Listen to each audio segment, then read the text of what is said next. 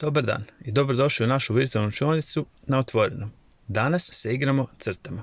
Kad na primjer dodirnem papir olovkom i dignem olovku s papira, napravio sam točku.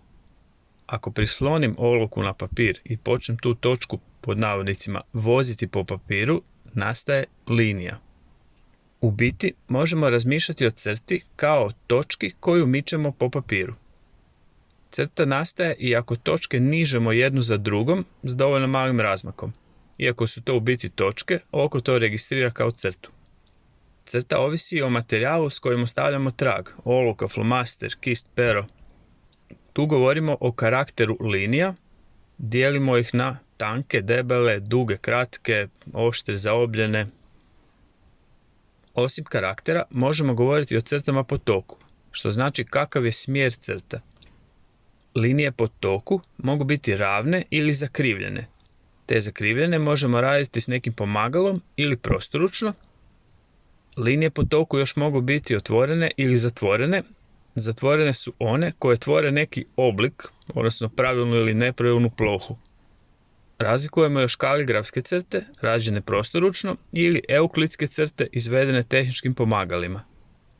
Znam, puno velikih riječi. Ali dobra vijest je što nam teorija nije ni približno bitna kao praksa.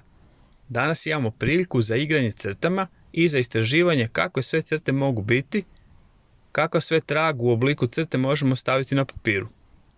Gledajte kako se crte mijenjaju s promjenom materijala koji koristimo. Skupite sve s čim možete ostaviti trag crte po papiru.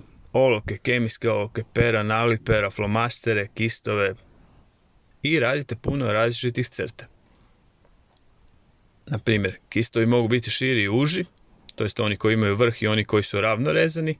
Kistovi su obično i u raznim fazama istrošenosti. Sa svakim sljedećim kistom možemo stvoriti neku drugačiju crtu. Mi danas crtamo, ali ne crtamo nešto. Kako sad to? Koristimo likovni element crtu, ali nemamo jasno zadani motiv. Naš crtež ne treba sličiti ili barem podsjećati na nešto iz prirode. Na primjer, ne crtam kuću ili drvo ili kravu. Kad odmislimo motiv, slobodniji smo u našoj igri crtama. Više ne mislim na ovom dijelu papira mi baš trebaju ravne crte jer tu crtam ogradu oko kuće. Kad smo se oslobodili motiva, možemo bilo gdje na papiru povući crtu kako god poželimo. Istražujemo kakve crte možemo stvarati različitim sredstvima. Neka crte budu čim drugačije i usput dok se igramo nastaje nam apstraktna kompozicija. Današnji zadatak igrati se crtama ili zvanično stvoriti apstraktnu kompoziciju istražujući crte po toku i karakteru. Igranje crtama zvuči puno zabavnije. I znamo već, opustimo se, budimo kreativni, bit će sve ok.